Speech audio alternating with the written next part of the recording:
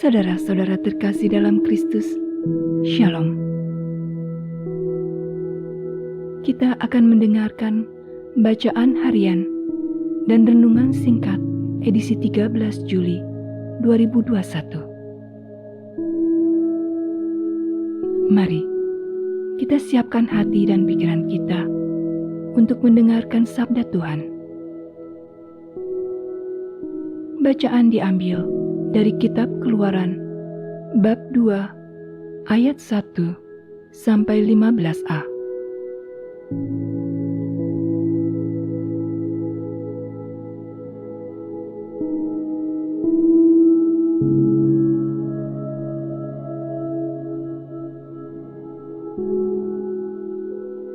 Anak itu diberi nama Musa, sebab ia telah ditarik dari air.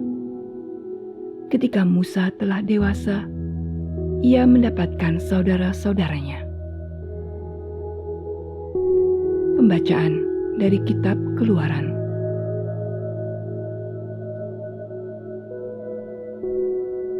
Waktu umat Israel ditindas di Mesir, ada seorang pria dari suku Lewi yang kawin dengan seorang wanita dari suku yang sama. Wanita itu mengandung dan melahirkan seorang anak laki-laki. Ia melihat bahwa anak itu tampan, maka disembunyikannya 3 bulan lamanya. Tetapi ia tidak dapat menyembunyikannya lebih lama lagi. Maka diambilnya sebuah peti pandan dan dipakalnya dengan gala-gala dan ter. Lalu diletakkan bayi itu di dalamnya, dan ditaruhnya peti itu di tengah-tengah teberau di tepi sungai Nil. Kakaknya perempuan berdiri di tempat yang agak jauh untuk melihat apakah yang akan terjadi dengan bayi itu.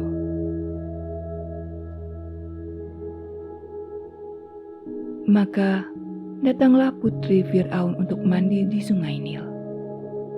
Sedang dayang-dayangnya berjalan-jalan di tepi sungai. Maka terlihatlah oleh putri Fir'aun peti di tengah-tengah teberau itu. Ia menyuruh seorang hambanya untuk mengambilnya. Ketika peti itu dibuka, dilihatnya seorang bayi yang menangis. Maka ibalah hatinya, dan ia berkata, "Tentulah ini bayi orang Ibrani."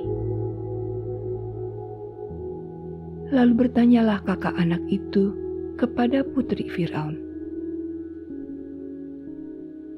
"Maukah Tuan Putri agar kupanggilkan seorang inang penyusu dari kaum Ibrani untuk menyusui bayi itu bagi Tuan Putri?" Sahut Tuan Putri kepadanya, "Baiklah." Lalu pergilah gadis itu memanggil ibu bayi itu. Maka berkatalah putri Fir'aun kepada ibu itu, "Bawalah bayi ini dan susuilah dia bagiku, maka aku akan memberi upah kepadamu." Kemudian ibu itu mengambil bayinya dan menyusui dia. Ketika anak itu sudah besar, ibunya membawa dia kepada putri Fir'aun dan diberi nama Musa, sebab katanya, "Aku telah menarik dia dari air." Pada suatu hari, ketika Musa telah dewasa, ia keluar mendapatkan saudara-saudaranya untuk melihat kerja paksa mereka. Lalu dilihatnya seorang Mesir memukul seorang Ibrani, seorang dari saudara-saudaranya itu.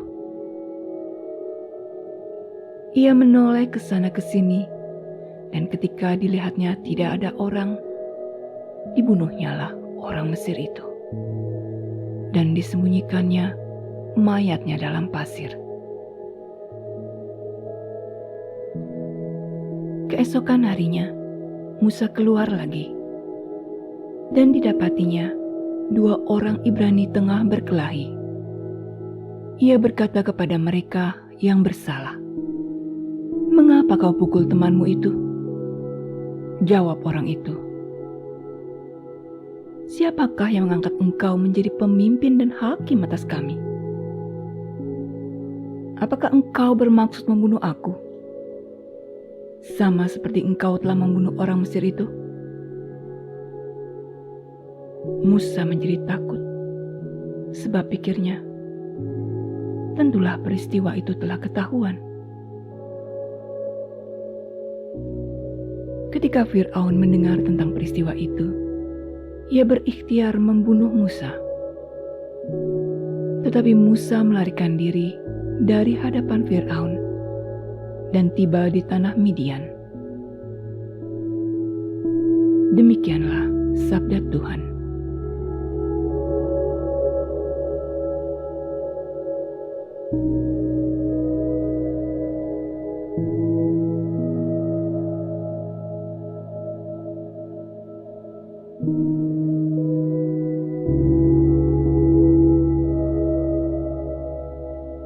Lalu bertanyalah kakak anak itu kepada putri Firaun, "Akan kupanggilkah bagi Tuan Putri seorang inang penyusu dari perempuan Ibrani untuk menyusukan bayi itu bagi Tuan Putri?"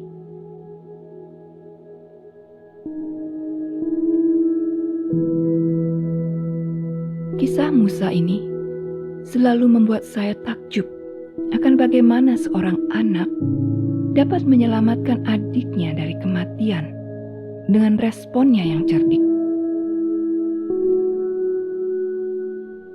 Dalam hidup, kita selalu menghadapi masalah besar maupun kecil. Kebanyakan dari kita menyikapi masalah dengan sikap pasrah, mengeluh, mengomel, atau bahkan mengamuk. Bila ini yang dilakukan kakak Musa, Musa tidak akan selamat, dan bangsa Israel masih tinggal di tanah Mesir. Dari berbagai kisah sukses tokoh-tokoh terkemuka dunia, pelajaran yang serupa dapat dipetik. Bagaimana kita merespon suatu masalah menentukan hasil yang didapat.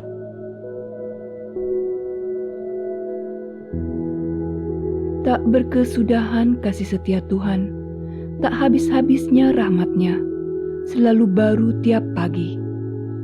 Besar kesetiaan-Mu. Ratapan 3 ayat 22-23.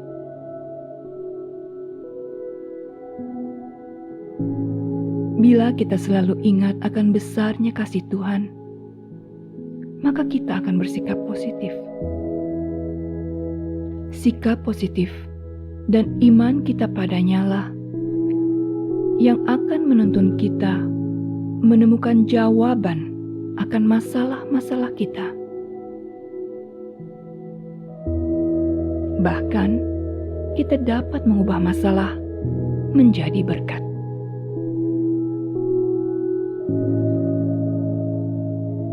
Ya Tuhan, ajari kami menyikapi pandemi ini dengan positif. Jadikanlah kami perantara berkat bagi sesama yang menderita. Kami percaya, bersama-Mu kami bisa keluar dari pandemi ini. Amin.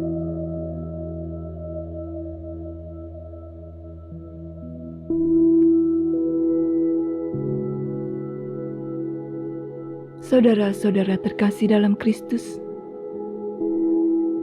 terima kasih untuk perhatian Anda mendengarkan sabda Tuhan dan renungan hari ini. Sampai bertemu di kesempatan yang lain.